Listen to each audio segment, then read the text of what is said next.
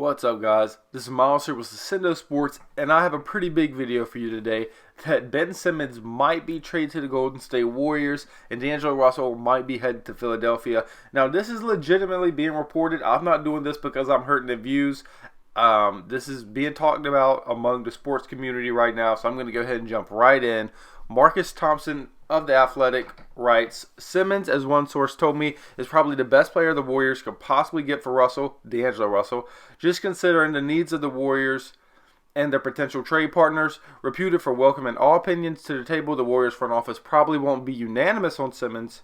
There are major questions about how he would fit. A couple people in the organization straight out said that Simmons and Draymond Green do not fit together. So we got a lot to talk about in this video, but first I'm going to start, just like I start all of these trade videos, talking about the two suitors, that is Ben Simmons and D'Angelo Russell. So this year Ben Simmons is averaging 15 points, 7.5 rebounds, and almost 9 assists.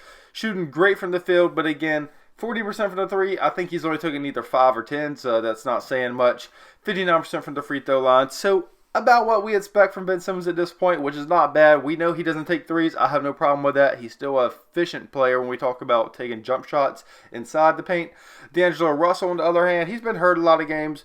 Only averaging 23, he is averaging 23 points, 3 rebounds, 6 assists, shooting 36% from the three-point line, 43% from the field, which isn't great, and 76% from the free throw, which is better than his career average, but still not great.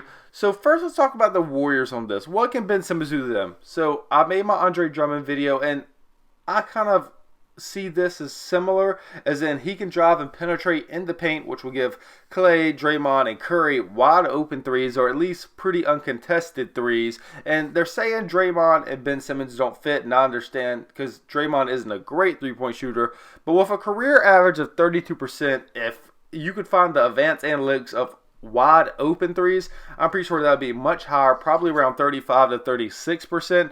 So they're not going to be able to leave Draymond wide open, as some people are mentioning. And Draymond and Ben Simmons together on the defensive end would be almost unstoppable. You would have two great defenders, and Klay Thompson's also a great defender. So your defense would be much better than if you had D'Angelo Russell. And also keeping the ball out of Curry and Clay's hands, not because they're not good with it, but just because they have a lot of wear and tear on their body. And if you want to increase the longevity of those two players, and even Draymond, because he handles the ball a lot, if you want to increase the longevity, bringing on another ball-dominant player that can make plays and find wide-open teammates is a great idea for the Warriors. That could probably increase their championship window to 3 to 4 years, because Ben Simmons is only 23, and these guys, the ability to shoot isn't something that really fades. So now let's talk about from the Philadelphia 76ers perspective. Now, a lot of people have been on the record saying Embiid and Simmons will never win a championship together just because of the way they play. They both need to be close to the paint. They both need the ball in some sense. Embiid's not as good as a three-point shooter as most people portray him to be. And no, I don't agree that they can't win a championship together. Now, it might be more difficult, but they could probably still do it. Now, what Russell would bring them would be a point guard that can pretty much sit at the top of the paint and let other people make plays. Even though it's a lot more complicated than that, he can take mid-range step-back jumpers, even mid-range jumpers, three-point off-dribble jumpers. But really, they need somebody that can just be on the court, stand at the three-point line, and if somebody comes down and closes on another player, they can hit the three, which is something Ben Simmons cannot do.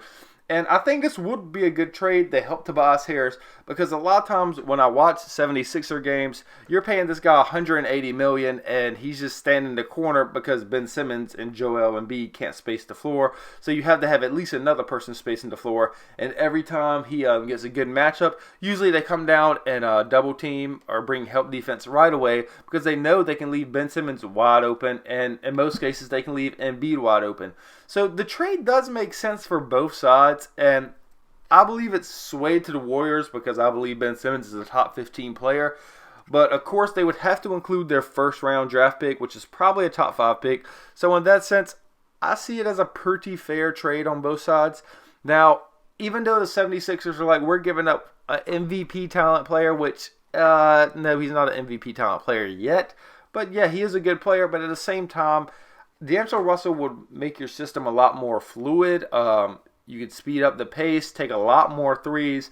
Embiid and Tobias Harris could get a lot more isolations and post mismatches, because if they come down to double, now you have not only Horford that can shoot or Harris out there that can shoot, you have D'Angelo Russell that can hit threes at a pretty high rate. So all around, I think this trade makes sense theoretically. Now, will it happen? I don't know, but it is being reported. It is being talked about, so we'll see. So let me know, who do you think would win this trade, and who would be the first to win a championship if it happens this year or in the offseason? So let me know what you guys think, and thanks for watching. Have a great day.